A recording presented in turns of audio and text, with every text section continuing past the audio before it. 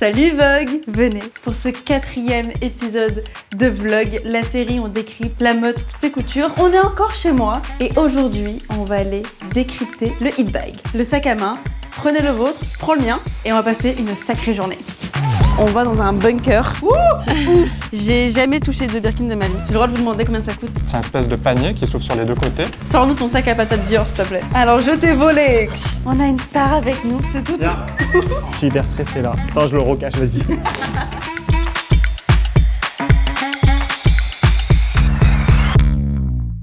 Pourquoi est-ce qu'on s'intéresse au sac à main? C'est l'un des accessoires les plus instagrammables et dans la mode, il est super puissant. Déjà, il est pratique, il est inspirant et il a la gagne. En bon numéro 1 des ventes, il assure une bonne partie des finances des marques. Bref, avec Vogue, on a eu envie de comprendre comment un sac à main devient iconique.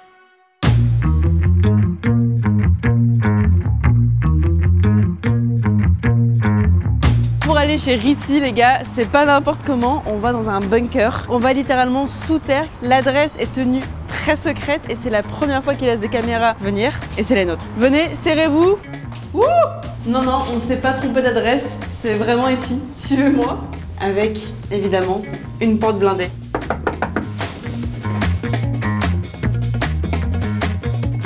Bonjour! Bonjour, welcome chez Rissy. Sophia, Laurie. Oui. Enchantée. C'est quoi ce bazar? On est où là? Alors, Pourquoi on est dans un bunker? C'est ouf! toutes les pièces, ils ont beaucoup de valeur. Donc ici, c'est hyper sécurisé. Et on a presque 10 000 pièces. 10 000, wow. Oui. Et qu'est-ce que c'est en fait Rissy? Rissy, c'est un site internet qui gathers all the best vintage and fashion from the past. Ça peut être des pièces de Saint Laurent des années 70 ou une pièce de Prada d'il y a 3 saisons. Et je vois, sans mauvaise transition, derrière vous, vraiment des iconiques. Oui. J'ai jamais touché de Birkin de ma vie. J'ai peur. J'ai peur de un peu trop aimer. Oh, Magnifique. j'aurais pas envie d'avoir le Birkin à l'ombre.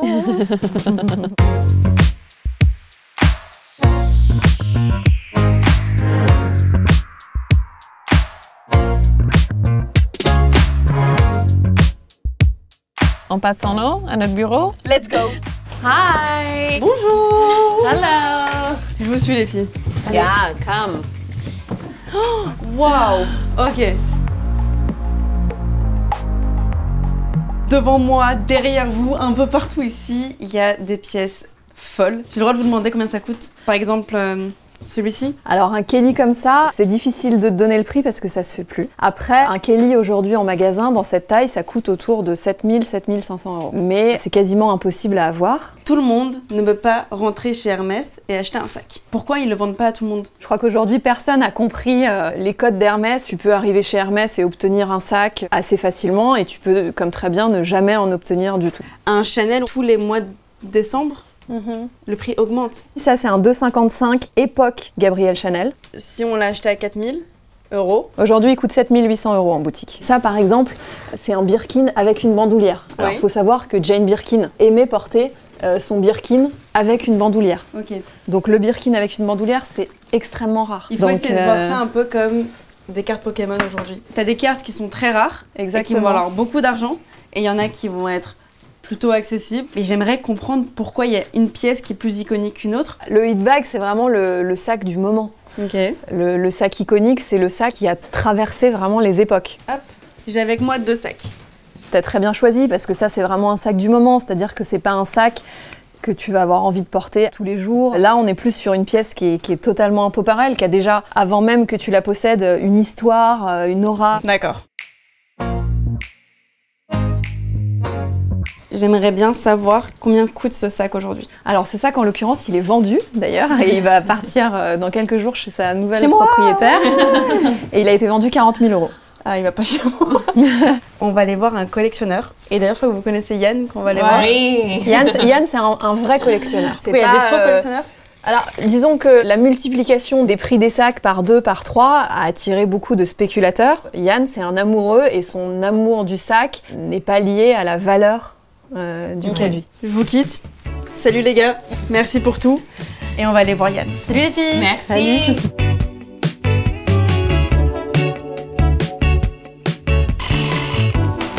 Bonjour! Bonjour, bienvenue. Je t'en prie, installe-toi. Yann, nous sommes chez toi. Oui.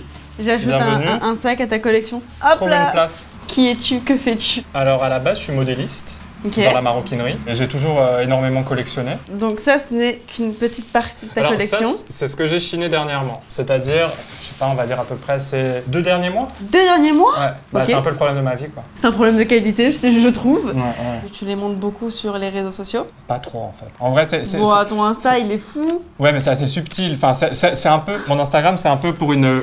Je suis désolée, ton Insta, il est subtil. Oui, non, mais subtil dans le sens Il est où. iconique. Non mais Pour- assume-le, il est Ah, mais iconique je ton l'assume Insta. totalement. C'est juste que c'est mes tétons qui sont plus connus que moi. Hein.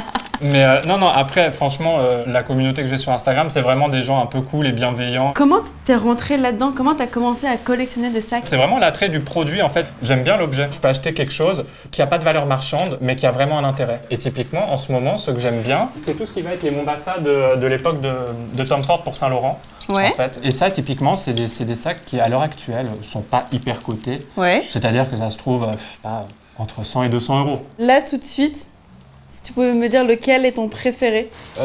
J'aime bien celui-là. C'est une espèce de panier qui s'ouvre sur les 2 côtés. C'est drôle. Tu vois. Et en fait, c'est la ligne Atelier Versace, c'est la ligne un peu couture. Et celui-ci, tu l'as acheté où? Ça, je l'ai acheté sur Vinted. On a vu ouais, quelque chose. Attendez, il a un truc de fou dans sa collection. Sors-nous ton sac à patates Dior, s'il te plaît. Ouais. Alors, explique-nous pourquoi c'est marqué engrais dissous Dior. Le père de Christian Dior fabriquait des engrais. C'est un sac qui provient De sa société? de sa société de production d'engrais. Le fait qu'il y ait une histoire, qu'il y ait quelque chose qui soit dans son jus, eh ben franchement, je l'aime tout autant Que ton ça. Lady Dior. Voilà, ouais. Le père et le fils. Ah ouais, voilà. Ouais. Le père et la fille, là, quand même. Hein. Je prends mon petit sac de ma petite collection. Ouais. Montre-moi que t'as rien pris dedans, pour être sûr. Alors, je t'ai volé. Bah, merci beaucoup, Yann. Bah de rien. Allez voir son compte Instagram parce que vous allez péter un câble.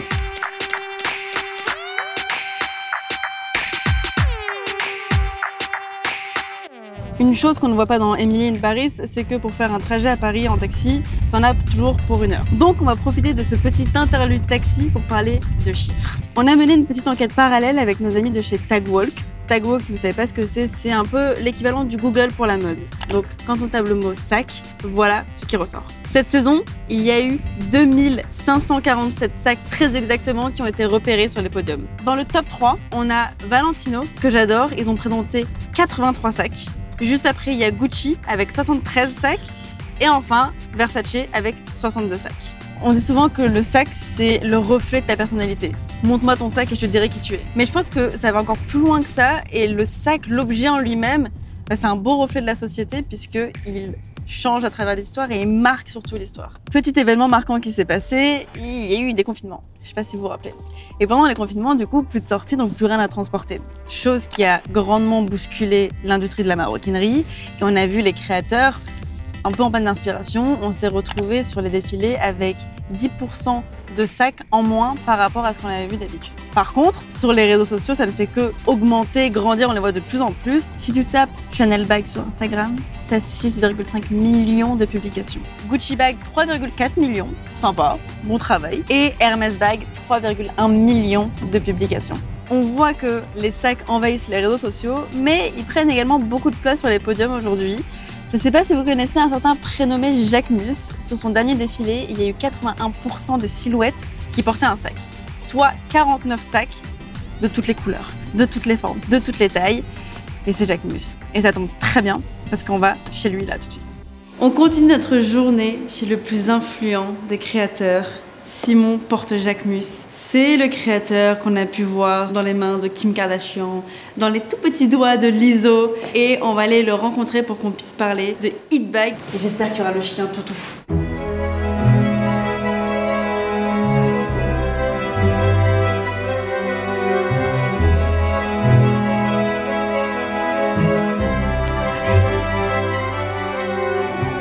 Coucou, ça va? Tu vas bien, Simon? Yes. Et toi? Ça va. Trop bien de te voir ici. On est dans ton bureau. Ouais. Est-ce que c'est tous les jours un bureau rempli de sacs ou pas? Non, tous les jours, c'est plutôt le bordel, des cartons ouverts, des piles de mes vêtements. Là, on a voulu vraiment rassembler au maximum les sacs Jacquemus. Et c'est très rigolo puisque juste avant, on a vu plein de sacs vintage. Et c'est vrai qu'on est sur quelque chose d'assez différent avec toi. C'est un peu plus coloré et on se prend peut-être un peu moins la tête. C'est ça. En fait, au début, qu'on a commencé les sacs, pour moi c'était un objet rigolo. C'était lequel le C'était premier? le Chiquito, enfin en tout cas le début vraiment où ça a décollé les sacs, c'était avec ce modèle-là. Ouais. Et on m'a dit mais c'est tout petit, personne ne va l'acheter. Et en fait on s'est rendu compte que c'est parce que c'était petit et que c'est devenu un hit bag. Est-ce que ça se réfléchit ou c'est un coup de chance? Non, c'est spontané je pense. Sinon toutes les grandes maisons feraient des hit bags chaque saison. Je crois que la première fois que je me suis rendu compte que j'avais un hit bag, c'est quand j'ai découvert qu'au Mexique, au Maroc, il y avait des faux Jacquemus. Dans Avec tous les le pays, logo on avait et tout quoi. Ouais, avec le logo et tout, il y en a des plus laids. Hein. Mais est-ce que Après, je peux t'avouer que moi mon premier Jacquemus c'était pas un Jacquemus? Ben voilà. Mais ça du coup c'est signe d'un hit bag. Ouais, enfin, je pense Ouais, que ça en est un d'accord. beau en tout cas, je pense, ouais. Attends, je le recache, vas-y. Et t'as commencé avec le tout petit. Ouais, en fait, j'en ai fait plusieurs avant. J'ai fait plein de sacs très, très originaux dans leur shape. Le peinture, qui est un des premiers sacs Jacquemus, qui est inspiré d'une planche de peinture. On dirait pas un œuf au plat aussi. Oui, c'est carrément en plus. Le haricot, qui est inspiré d'un haricot. Enfin, il y a eu beaucoup d'humour, mais l'humour n'a jamais cessé. Enfin, on a une boîte à lunettes, sac. J'adore. Ça qui est juste un sac à l'envers. C'est un sac de dame des années 50, mais qu'on portait à l'envers. Mais une chaîne tellement vintage. Ouais, pour un jeune créateur, je pense que c'est important de se différencier. Ensuite, si tu veux aller plus loin, si tu veux vraiment aussi toucher des centaines de milliers de personnes dans tes sacs, c'est sûr, il faut une fonctionnalité. Comme là, le dernier Bambino long, il faut un sac, c'est un Avec shoulder son bag. adaptateur. Parce que c'est vrai qu'on ne peut pas créer un business non plus, faut pas mentir, sur une boîte à gâteaux, tu vois. Et cela. Ouais, ça a été un mème énorme, ça a été genre... C'était l'ISO qui portait ça. Ouais, à un moment, c'est beaucoup moqué, il y a eu beaucoup de... Mais c'est inutile ton sac. Je dis, comme une boucle d'oreille, est-ce que c'est vraiment utile? C'est ornemental. Donc, j'arrivais pas trop à comprendre le débat. Et du coup, j'ai voulu encore aller plus loin. Et j'ai dit, je vais leur faire un Pils bag, quoi. Et récemment, tu nous as fait un cadeau dans Paris. C'était un pop-up pour acheter des sacs ouvert 24 h sur 24. Ouais. Je voulais directement avoir un lien avec ma communauté, avec mes potentiels acheteurs. Et je voulais créer un lien comme ça très fort où justement, il n'y a pas de barrière. Donc, je me suis dit, on va faire... ce 24-24 et on va créer quelque chose de très instantané où on lance un sac en direct avec eux. J'ai toujours utilisé d'autres codes, en fait, d'autres langages pour créer l'univers Jacquemus. Et là, c'est pas prévu. Bébé. On a une star avec nous. C'est tout. Bien. Ah ouais, mais c'est trop d'amour. Il y a quelques mois, avant même de savoir que j'allais tourner cet épisode de vlog avec toi, je me suis acheté un blanc Ok, trop dans bien. l'optique que tu me le signes. Tu le fais où habituellement? Ou là, à l'intérieur, comme Ouais. ça reste caché ou là. Ah non, je veux qu'on le voit. Ah d'accord, Ah non. je suis hyper stressé là. Mais je veux que mon bureau en fait ressemble à ça chez moi. Ah, vas-y. Voilà, Merci. bon anniversaire. Là, je peux partir. Ouais, là tu peux partir. Voilà le petit nouveau de la collection. Qu'est-ce qu'on peut retenir de cet épisode? Déjà, il y a les dimensions symboliques du sac. Comme on l'a vu chez Rissi et Yann, certains modèles peuvent aller jusqu'à 40 000 €. On est donc sur des produits très onéreux, réservés à une certaine élite, mais on voit que tout de même, c'est des produits qui ont traversé les époques. Chaque sac va avoir son histoire, qui l'a designé, qui l'a porté, et c'est une sorte aussi d'aura mystique un peu difficile à comprendre ou même à expliquer. Mais c'est un peu comme Pokémon, faut tous les attraper. Phénomène plus récent mais très intéressant, Simon porte Jacquemus. L'histoire d'un sac qui a envahi les réseaux sociaux, le Chiquito s'est fait un nom par lui-même et non pas comme à l'époque avant l'ère des réseaux sociaux où chaque maison crée un sac en fonction de la célébrité qu'il portait. Le Birkin pour Jane Birkin, le Kelly d'Hermès pour Grace Kelly et le Lady Dior pour Lady Diana. Le Chiquito, c'est pour le Chiquito. Je ne sais pas s'il y a une recette secrète pour créer un vrai hit bag. Jacquemus nous l'a montré, il n'y avait pas tant de réflexion sur le futur du Chiquito. Alors qui sait, peut-être que dans 10 ans, le Chiquito sera la pièce que tous les collectionneurs de 2032 rêveront d'avoir et se battront chez Rissi pour le choper. Et le mien, il vaudra très cher car c'est un Pokémon très rare signé Léna Amour. Hop là! Il est dans mon musée. Je vous remercie tous d'avoir regardé ce 4e épisode de vlog. J'espère que ça vous a plu et faites en sorte que j'ai ma couverture pour Vogue.